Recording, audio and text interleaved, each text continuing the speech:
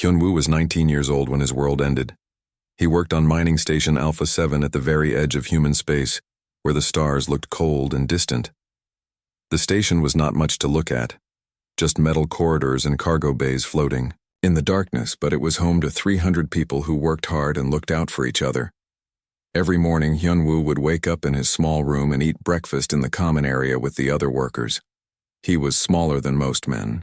His age and his hands were always dirty from fixing broken machines, but he had a quick smile and never complained about the hard work. Captain Jin-ho, who ran the station, always said Hyun-woo reminded him of his own son back on Earth. The work was simple but important. The miners would go out in their ships and bring back rare metals from the asteroids. Hyun-woo would help load the cargo containers and fix anything that broke down. He was good with his hands and could make almost any machine work again. The other workers liked him because he was honest and would always help when someone needed it. Life on the station was peaceful. Most days nothing exciting happened. The biggest problems were broken equipment or arguments about whose turn it was to clean the air filters. Sometimes supply ships would come from the inner colonies bringing news and letters from home. Hyun-woo had no family to write to him, but he enjoyed hearing about life on the big planets with their blue skies and green trees. Captain Jin-ho was a good man who had served in the Earth Defense Force before taking command of the mining station. He was tall and strong with gray hair and kind eyes. He treated all the workers like family and made sure everyone had enough food and warm clothes. When new workers arrived scared and homesick, he would sit with them and tell them stories until they felt better. The station had basic defenses, just enough to scare away pirates or claim jumpers. Nobody expected real trouble out here in the empty space between galaxies. The defense guns were old and the shields barely worked, but Captain Jin-ho said they had never needed them anyway. The mining station was too small and too far away for anyone important to notice. That changed on the day the black ships came. Hyun-woo was deep in the engineering section trying to fix a power coupling that kept shorting out. The work was tricky, and he had to crawl through narrow maintenance tunnels to reach the broken parts. His tools were spread out around him and his uniform was covered in grease and dust. He was concentrating so hard on the repair that he almost did not hear the alarms. The sound started low like a sick animal moaning, but then it grew louder and louder until the whole station was shaking. Hyun-woo dropped his tools and crawled out of the tunnel as fast as he could. The emergency lights were flashing red and the speakers were crackling with panicked voices. He ran toward the control room where Captain Jin-ho would be coordinating the response. The corridors were full of workers running in all directions. Some were heading for the escape pods, while others were trying to get to their duty stations. Children were crying, and adults were shouting orders that nobody could hear over the alarms. Hyun-woo pushed through the crowd, trying not to get trampled by people bigger and stronger than him. When he reached the observation deck, he saw them. The black ships hung in space like huge predators surrounding the tiny mining station. There were dozens of them, each one bigger than the station itself. Their hulls were smooth and dark without any markings or lights. They looked alive somehow, like sleeping monsters that had just opened their eyes. Captain Jin-ho was on the bridge shouting orders into his communicator. The defense guns were firing, but their shots just bounced off the alien ships without leaving a mark. The shields were failing, and sparks were flying from the control panels. The captain saw Hyun-woo and grabbed his shoulder. "Get to escape pod 7, he yelled over the noise. "Take the emergency supplies and wait for my signal. If something happens to me, you take care of the others. Do you understand?" Hyun-woo nodded, but he did not want to leave the captain. Captain Jin-ho had been like a father to him, and the thought of abandoning him felt wrong. But before he could argue, the station shook so hard that both men fell to the floor. The lights went out for a moment, and when they came back on, the main screen showed something that made Hyun-woo's blood freeze. The aliens were coming inside. They cut through the hull like it was made of paper. Their tools turned solid metal into dust and smoke. Hyun-woo could see them moving through the outer corridors, huge gray shapes that walked on 2 legs but had 4 arms. Their skin looked thick like armor, and their faces were hidden behind strange helmets. They carried weapons that glowed with deadly light. The station workers tried to fight back. Some had mining tools or construction equipment that could be used as weapons, but the aliens moved too fast and their technology was too advanced. Every human who tried to resist was cut down in seconds. The aliens did not kill everyone, though. They were taking prisoners. Hyun-woo ran toward the escape pods, but the corridors were filling with smoke, and the artificial gravity kept cutting in and out. He got lost twice and had to backtrack when he found passages blocked by debris. The sound of fighting was getting closer, and he could hear the aliens talking to each other in their harsh alien language. He almost made it to the escape pod bay when one of them found him. Hyun-woo was crawling through a ventilation shaft trying to stay hidden when something grabbed his leg. The alien pulled him out of the shaft like he weighed nothing. Its hand was huge and covered in thick gray skin that felt like stone. Its face was hidden behind a mask, but Hyun-woo could see its eyes glowing red in the darkness. The alien said something in its language and then hit Hyun-woo with some kind of weapon that made his whole body go numb. He could not move or speak, but he could still see and hear everything. The alien picked him up and carried him through the station like he was a piece of cargo. All around him, Hyun-woo saw his friends and co-workers being captured. The aliens were efficient and ruthless. They took the healthy adults and left. Behind anyone too old or too young to be useful, Captain Jin-ho was nowhere to be seen, and Hyun-woo hoped the good man had escaped somehow. The aliens loaded their prisoners into transport ships that were even bigger than the black warships, Drag. Inside was dark and cold with no windows or lights. Hyun-woo found himself pressed against dozens of other humans, all of them scared and confused. An older woman named Soon-ja was trying to comfort a young girl who was crying for her mother. A man, called Dong-min, who used to be a Marine, was whispering that they needed to stay strong and look for chances to escape. But everyone knew where they were going. The Vorthak Empire was famous across the galaxy for their fighting arenas where captured aliens were forced to battle each other for entertainment. It was a fate worse than death, because death would come slowly and painfully while millions of aliens watched and cheered as the transport ship carried them away from everything they had ever known. Hyun-woo looked back through a small porthole and saw mining station Alpha 7 burning in the darkness. Captain Jin-ho and all the other people who had been his family were gone forever. Now he was alone in a universe that had suddenly become very large and very dangerous. The journey to the arena world would take many days, and Hyun-woo knew he needed to use that time to prepare himself for whatever horrors were waiting. He was just a small young man who had never hurt anyone in his life. But if he was going to survive, he would have to learn to fight and maybe even to kill. The boy who had fixed machines and helped his friends was gone forever. In his place was someone harder and more desperate, someone who would do anything to stay alive and maybe find a way to make the aliens pay for what they had done. The prison planet Korthax was a world of nightmares under twin red suns. The transport ship landed on a flat area of black stone, surrounded by enormous buildings that rose from the desert like ancient monuments. Each structure was an arena where thousands of aliens would come to watch captured beings fight and die for their entertainment. The air was thick and hot and tasted of metal and fear. Hyun-woo and the other prisoners were herded off the ship by guards who carried weapons that crackled with electricity. The guards were members of the Vorthak race, tall, gray-skinned creatures with 4 arms and faces like angry demons. They wore armor made from some kind of black metal, and their eyes glowed red in the shadows of their helmets. The prison complex was built into the side of a cliff with thousands of small cells carved directly into the rock. Each cell was barely big enough for one person to lie down, and the only light came from a small opening near the ceiling. The walls were covered with scratches and stains left by previous prisoners who had tried to claw their way out, or had simply given up and died. Hyun-woo was thrown into cell block 7, along with 30 other humans from various mining stations and cargo ships. The cells were arranged in rows with narrow walkways between them. Guards patrolled constantly, making sure nobody tried to communicate or plan escapes. The air was stale and hot, and the only water came from a rusty pipe that dripped into a small basin. Their primary guard was a Vorthak named Gral Thek, who seemed to enjoy causing pain.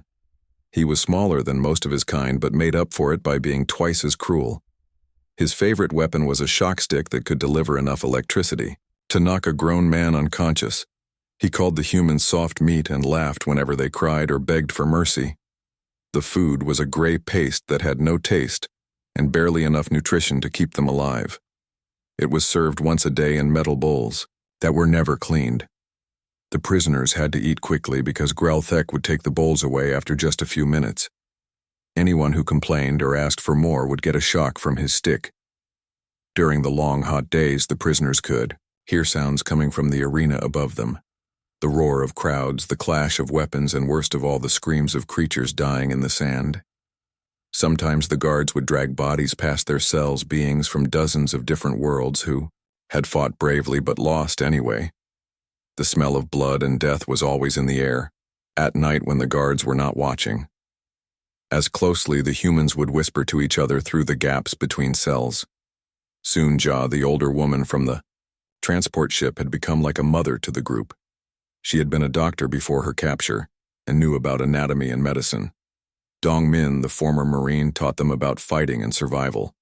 Soon Ja was the one who started the secret meetings. She had noticed that the guards followed strict patterns in their patrols, and there were brief moments when prisoners could talk without being heard. She organized the humans into small groups and made sure everyone shared what they learned. The Vorthak thought humans were stupid animals, but soon Ja proved they were wrong. She began studying their captors, watching how they moved and where their armor had weak spots. She learned that Vorthak had 2 hearts and that their thick skin was actually more flexible than it looked. Dong Min added his knowledge of combat tactics, and together they started teaching the other prisoners how to fight back. The training yard was where the real education happened. 3 times a week, the prisoners were taken to a large open area surrounded by high walls. Here they were forced to exercise and practice combat under the burning suns. Guards would make different species fight each other. While they placed bets on the outcomes, Yun Wu watched in horror as lizard-like creatures called Skandari tore each other apart with claws and teeth. He saw insect beings from the hive worlds forced to battle until their green blood covered the sand. Giant rock creatures from the outer rim were made to smash each other to pieces while the guards cheered and collected their winnings. But the humans were different. When other species fought, they attacked each other with desperate fury, trying to survive at any cost. The humans, however, began to work together. Even when the guards tried to force them to fight their own kind, they would find ways to make it look real, while actually protecting each other. Soon Ja would fake injuries so that Dong Min could practice his medical skills. Younger prisoners like Hyun Woo would learn fighting techniques by sparring with the older men, but always in ways that looked more violent than they actually were. The guards found this amusing at first, thinking the humans were just too weak to hurt each other properly. What the Vorthak did not understand was that humans became stronger when they worked together, not weaker. Every other species they had enslaved eventually turned on each other when the pressure became too great. But humans seemed to have an endless capacity for cooperation and sacrifice. Hyun Woo learned quickly despite his small size. He could not match the strength of larger opponents, but he was fast and clever. Soon Ja taught him about pressure points and nerve clusters, while Dongmin showed him how to use his speed and agility as weapons. He learned to think like a predator instead of prey. The other prisoners in the complex came from dozens of different worlds. Some were warriors who had been captured in battle. Others were civilians, like the humans who had just been in the wrong place at the wrong time. A few were criminals who had been sold to the arenas by their own governments. All of them shared the same hopeless look in their eyes, but not the humans. The longer they stayed on Korthax, the more determined they became. They started making weapons from scraps of metal and pieces of broken equipment. They developed a sign language that let them communicate during the day when talking was forbidden. Most importantly, they never stopped planning and hoping. Grailthek began to notice the change in his human prisoners. They stood straighter and looked him in the eye when he walked past their cells. When he used his shock stick on them, they recovered faster and showed less fear. He started to wonder if these soft meat creatures were more dangerous than they appeared. The arena masters had decided that humans would make good entertainment because they were weak and would die quickly in amusing ways. But as the months passed and the humans continued to survive and adapt, some of the guards began to worry. Maybe bringing these creatures to Korthax had been a mistake. Soon Ja organized the humans into teams with specific roles. Scouts would watch the guards and learn their routines. Teachers would pass on skills and knowledge to new arrivals.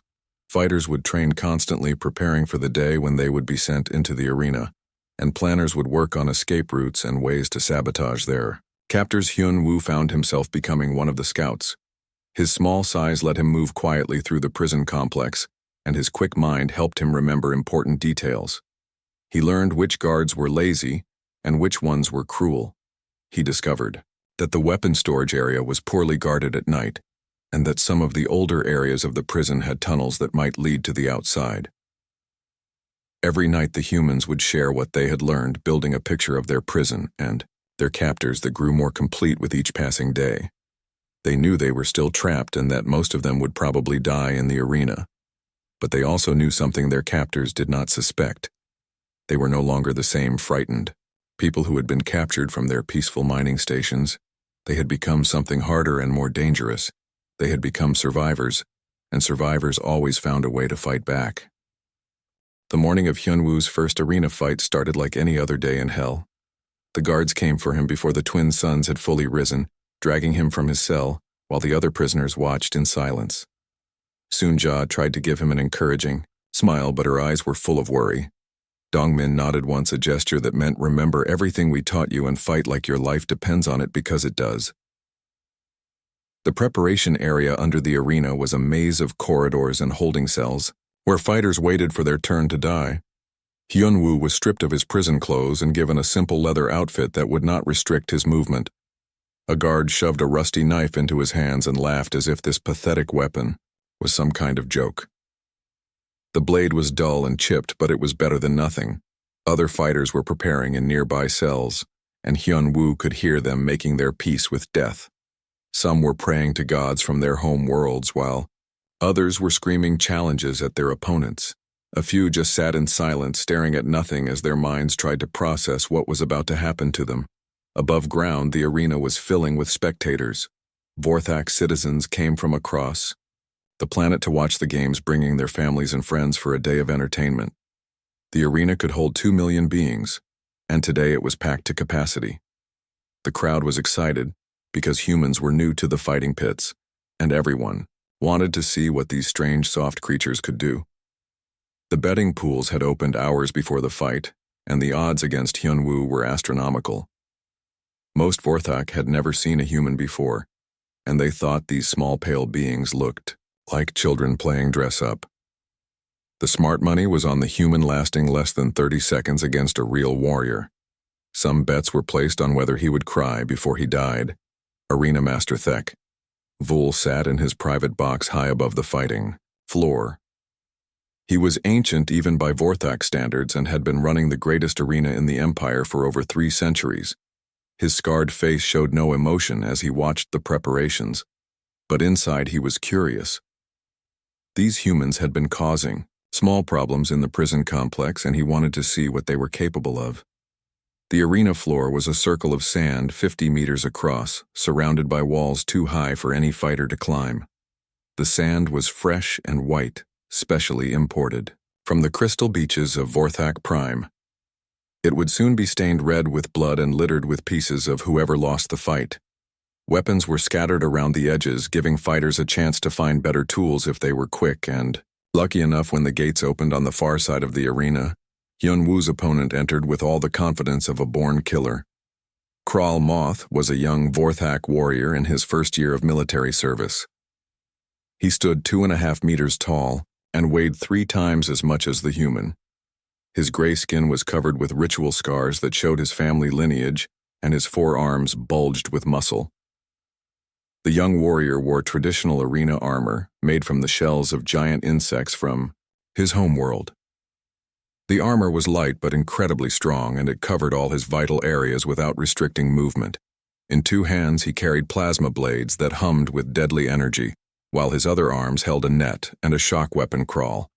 Moth raised his weapons to the crowd and they roared their approval. He was everything a Vorthak warrior should be: strong, proud, and absolutely certain of victory. His family sat in the front row cheering his name and placing final bets on how quickly he would finish off the human. They had come to watch their son prove himself worthy of joining the elite guard. The contrast between the 2 fighters could not have been greater. On one side stood a warrior trained from birth to kill, representing one of the most powerful species in the galaxy. On the other side was a small, frightened young man who had spent his life fixing machines and helping his friends. The outcome seemed so obvious that some spectators were already leaving to get food, but Hyun-woo was not the same person who had been captured months ago. His body had been hardened by brutal training and poor food. His mind had been sharpened by watching countless fights and learning from Soonja and Dong-min about anatomy and tactics. More importantly, his spirit had been forged in the fires of suffering and loss. As he stood in the center of the arena looking up at the millions of aliens who wanted to see him die, Hyun-woo felt something strange happening inside him.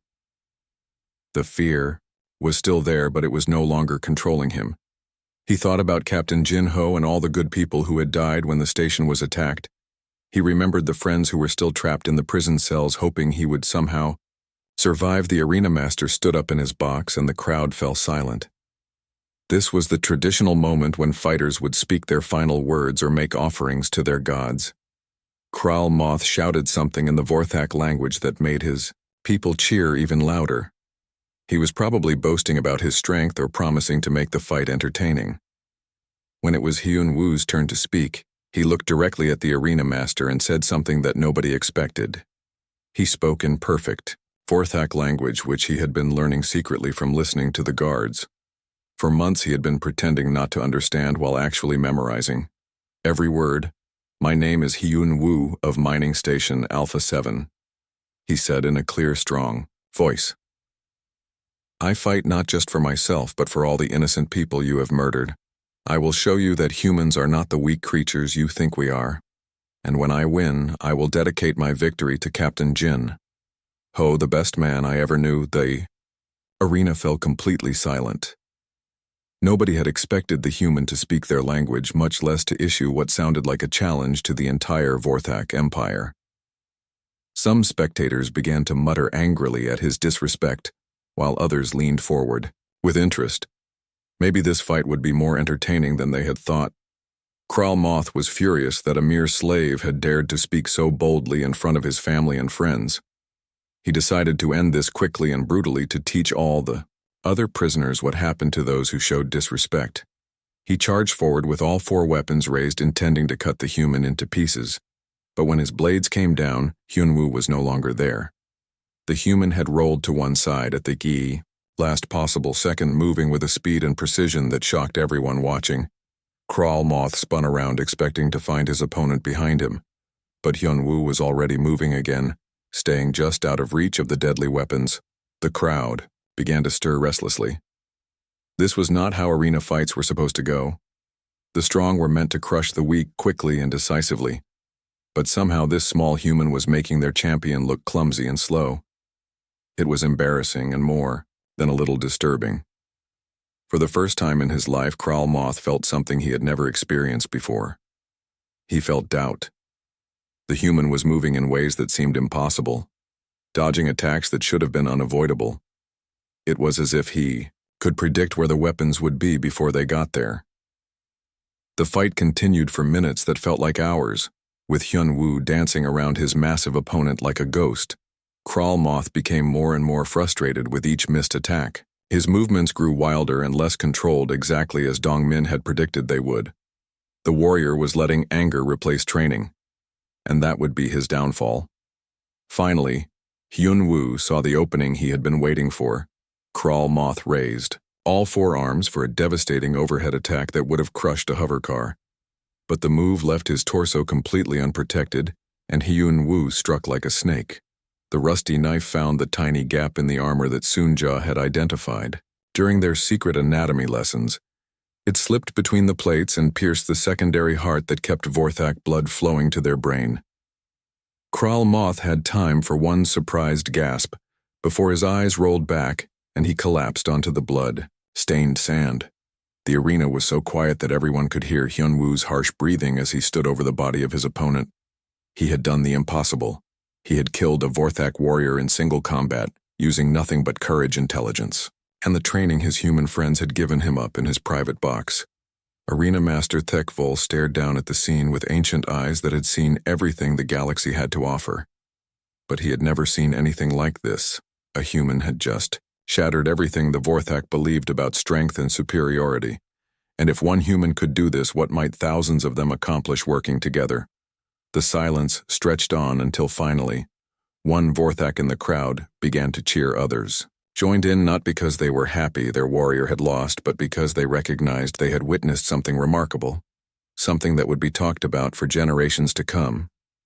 Hyun Woo raised his bloodied knife to the crowd and spoke, one more time in their language. "This is for everyone who died on Mining Station Alpha 7, he said. "This is for Captain Jinho. This is to show you that humans will never stop fighting back." The arena master knew in that moment that bringing humans to Korthax had been a terrible mistake. These creatures were not entertainment. They were a threat that could destroy everything the Empire had built. But it was too late to stop what had already begun. The human boy had lit a fire that would burn. Across the galaxy, news of the human victory spread through the prison complex like wildfire. The guards tried to keep it quiet, but prisoners had their own ways of communicating. Soon Ja wept with joy when she heard that her lessons had helped save Hyun Woo, while Dongmin nodded with grim satisfaction, knowing their training methods were sound. Even prisoners from other species began to whisper about the small human who had done the impossible. But Arena Master Thek Vul was not finished with his experiments. He wanted to test the limits of human capability to see if this victory was luck, or if these strange creatures possessed abilities his people had not recognized. The old Vorthak had built his reputation on never showing weakness, and he would not let one fight destroy centuries of established order. 3 days after the fight, Hyun Woo was dragged from his cell again. This time, the guards were more careful, handling him like he was a dangerous weapon instead of harmless prey. They had seen what happened to Krell Moth, and none of them wanted to underestimate the human a second time. Their shock sticks were ready, and they kept their distance. The preparation area was different this time. Instead of a single holding cell, Hyun Woo was placed in a larger chamber with other fighters who would be competing in the same event. The arena master had decided to stage a special tournament featuring the most dangerous creatures in his collection. It would be a test of survival, where only the strongest would live to see another day. Among the fighters was a Xerion death spider, a creature the size of a small vehicle with 8 legs ending in razor-sharp points. Its black carapace was harder than steel, and it moved with a fluid grace that made it nearly impossible to hit. The spider had killed over 50 opponents in previous fights and had never been seriously injured. There was also a Corvin berserker, a humanoid creature from the war-torn worlds of the Outer Rim. These beings were bred for combat and felt no pain or fear in battle. The berserker stood 3 meters tall with arms like tree trunks and claws that could tear through armor. Its red eyes glowed with mindless rage, and its mouth was full of teeth designed for ripping flesh. The most dangerous opponent was a hive mind drone, a living weapon created by the insect civilizations of the Galactic core. The drone looked almost human, but its skin was metallic, and its movements were perfectly coordinated. It carried no weapons because its entire body was a weapon. Every finger could extend into a blade, and its blood was acidic enough to melt stone. But the creature that made even the guards nervous was something from legend. The Bloodhound of Xerion Prime was a bioengineered killer created during the last great war between the Vorthak and the machine worlds. It had been designed to hunt and destroy entire armies, and had never been defeated in combat. The creature was kept in a special containment unit that required 6 guards to operate. Hyun Woo studied his opponents while trying not to let them see his fear. The spider was already sizing him up with its multiple eyes, while the berserker was testing its claws against the metal walls. The drone stood perfectly still like a statue, but Hyun Woo could sense it was analyzing everyone in the room, calculating the best ways to kill each of them. The tournament would be different from regular arena fights. Instead of one-on-one combat, all the fighters would be released into the arena at the same time, and would battle until only one remained alive. The crowd loved these events because they were unpredictable, and usually produced spectacular displays of violence. When the gates opened, and the fighters entered the arena, the crowd was already screaming with excitement. 2 million Vorthak voices created a sound like thunder that shook the ground beneath their feet. The arena master sat in his box watching intently as his collection of killers prepared to tear each other apart. He was particularly interested in seeing how long the human would survive. The arena floor had been modified for this special event. Obstacles and barriers created a maze-like environment that would force the fighters into close combat. There were also traps hidden in the sand pits that would open suddenly to swallow unwary fighters and spinning blades that would activate when stepped on. As soon as the battle began, chaos erupted across the arena. The Death Spider immediately attacked the Berserker using its speed and agility to stay away from the larger creature's claws. The drone moved with mechanical precision, targeting the weakest opponents first, while the Bloodhound seemed to evaluate all the threats before choosing its first victim. Yun-Woo did what Sun-Ja and Dong-Min had taught him. He stayed on the edges of the battle and observed. He watched how each creature fought and looked for weaknesses that he could exploit. The key to survival was not to be the strongest but to be the smartest and the most patient. The Berserker and the Spider were locked in deadly combat, with the larger creature using its strength to try to pin down its opponent while the Spider used hit and run tactics. The drone had already killed 2 smaller fighters with surgical precision and was now stalking a reptilian creature that was trying to hide behind a barrier, but it was the Bloodhound that truly terrified Hyun-Woo. The creature moved, like liquid death, flowing around obstacles and striking with incredible speed. It had already killed 3 opponents and was barely breathing hard. Its hunting instincts were so refined that it seemed to know what its prey would do before they did it. The crowd was going wild as the carnage unfolded. Blood covered the white sand and pieces of the fallen fighters were scattered everywhere. The Vorthak loved violence, but even they were impressed by the level of brutality on display. Some spectators were placing new bets on which creature would kill the human. Hyun-Woo waited and watched as the number of fighters slowly decreased. The Spider finally managed to poison the Berserker with a bite to the neck while the drone eliminated the last of the smaller opponents that left 4 creatures standing: the Spider, the drone, the Bloodhound, and 1 small human who was somehow still alive. The 3 remaining predators seemed to recognize that Hyun-Woo was different from their previous opponents. He had survived longer than anyone expected and had not made any of the obvious mistakes that got fighters killed. They began to circle him like sharks smelling blood in the water. The drone attacked first, moving with mechanical precision and extending blade-like fingers toward Hyun-Woo's throat. But the human had been studying its movement patterns and rolled away at exactly the right moment. The drone's blades struck the sand where he had been standing and got stuck for just a moment. That moment was all Hyun-Woo needed. He grabbed a handful of sand and threw it at the drone's sensor clusters, temporarily blinding it. Then he struck with the metal shard he had hidden in his clothing, finding the gap between armor plates that Sun-Ja had identified. The drone stumbled backward, leaking acidic blood that hissed when it hit the ground. The Death Spider moved next, using its 8 legs to approach from multiple angles at once. Its movements were hypnotic, and several spectators found themselves leaning forward, trying to predict which direction it would strike. Hyun-Woo knew he could not outrun it, so instead he used the arena obstacles to his advantage. When the Spider lunged forward, Hyun-Woo dove through a narrow gap between 2 barriers. The Spider was too large to follow and had to go around, giving the human precious seconds to prepare his next move. He found a piece of broken weapon from an earlier fight and wedged it between 2 stones, creating a makeshift trap. The Spider came around the barrier, moving fast and confident in its ability to catch the human. But Hyun-Woo had positioned himself perfectly. When the creature stepped on the hidden trigger, the improvised spear shot upward, piercing its underbelly. The Spider shrieked and collapsed, its legs curling inward as its life leaked away. Now only 2 fighters remained, Hyun-Woo and the Bloodhound of Zerion Prime. The creature had been watching the entire battle, learning from each encounter. It understood, now that this human was not like other prey. He was intelligent and resourceful and would not die easily. This would require a different approach. The Bloodhound began to stalk Hyun-Woo, moving slowly and methodically around the arena. It was trying to drive him into a corner where there would be no room to dodge or hide. The creature had infinite patience and could afford to wait for the perfect moment to strike. But Hyun-Woo had been learning too. He had seen how the Bloodhound moved and fought, and he thought he understood its weakness. The creature was perfect in almost every way, but perfection sometimes meant predictability. If he could make it commit to an attack at the right moment, he might have a chance.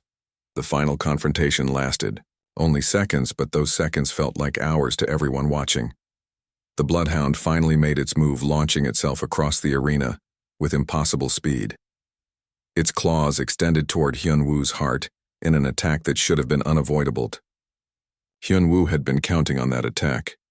He dropped flat onto his back and thrust upward with both hands holding a sharp piece of the drone's armor. The bloodhound's own momentum carried it onto the improvised blade, and its perfect killing instincts became the cause of its death. When the dust settled, Hyun-woo was the only fighter still breathing. He stood in the center of the arena, surrounded by the bodies of creatures that had been designed to kill him. His clothes were torn, and he was bleeding from a dozen small wounds, but he was alive. The arena was completely silent for the second time in its long history. 2 million Vorthak spectators stared down at the impossible scene before them. The silence stretched on for what felt like hours. 50,000 Vorthak spectators stared down at the impossible scene below them. A human, the smallest and weakest creature they had ever seen in their arena, stood over the body of one of their own warriors. It should not have been possible. Their science said it could not be possible. Yet there it was, painted in blood on the sacred sand. Arena Master Thekvul slowly stood up in his royal box. His ancient face was carved from stone, showing no emotion as he processed what had just happened. In 300 years of running the greatest arena in the empire, he had never seen anything like this. Species were supposed to know their place in the natural order. The weak died so the strong could be entertained. That was how the universe worked, but now doubt had entered his mind like a poison. If humans could kill Vorthak warriors, what did that say about the Empire's strength? If these soft creatures could learn to fight, could they learn other things as well? The arena master had built his reputation on never showing weakness, but for the first time in centuries he felt something he had almost forgotten. He felt fear. The crowd began to stir restlessly. Some called for Hyun-woo's immediate execution for daring to kill their kinsman. Others demanded to see more human fights, fascinated by this new form of entertainment. But the wise ones, the old warriors who had fought in real wars instead of staged spectacles, they understood what they had witnessed. They had seen the birth of something dangerous. Thekvul made a decision that would change everything. Instead of having Hyun-woo killed, he would test the limits of human ability. He would pit them against stronger opponents, more dangerous creatures, impossible odds. He would push them until they broke, and in breaking them he would prove that the Vorthak Empire remained supreme. He raised his hand, and his voice boomed across the arena. "Bring forth the bloodhound of Zerion Prime," he commanded. The crowd gasped in excitement and terror. The bloodhound was a creature of legend, a bioengineered killer that had torn apart entire armies. It had never been defeated in combat, and it had never shown mercy to any living thing. If the human could survive, even 5 minutes against it, perhaps they were worth studying. If not, the natural order would be restored with spectacular violence. 6 months later, the Vorthak Empire was in chaos. The story of the human boy who killed a warrior had spread across 1,000 worlds, carried by traders, slavers, and refugees. Each telling made the tale grow larger, but the core truth remained the same. Humans could fight back and they could win. Hyun-woo never lived to see the revolution he started. The bloodhound of Zerion Prime tore him apart in less than 2 minutes, just as everyone expected. But in those 2 minutes, he did something no other gladiator had ever managed. He wounded the creature. He drew its blood and showed that even the most perfect killing machine had weaknesses. The other human prisoners watched from their cells as their friend died, but they did not despair. They had learned what Sunja always told them was the most important lesson of all. Every enemy could be beaten if you were willing to pay the price to learn how. Every system had flaws if you looked hard enough to find them. Every empire could fall if enough people refused to stay down. The rebellion started small, with work slowdowns and sabotage in the prison compounds. But it grew as more humans were captured and brought to Korthax. Each new arrival brought skills and knowledge from their homeworlds. Engineers who could turn mining equipment into weapons. Doctors who could treat injuries with scraps and hope. Soldiers who could teach others how to fight and die with honor. Within a year, the arena world was in open revolt. The humans had found allies among the other enslaved species, sharing their knowledge of cooperation and resistance. The Vorthak sent in their elite troops to crush the uprising, but the rebels had learned too well.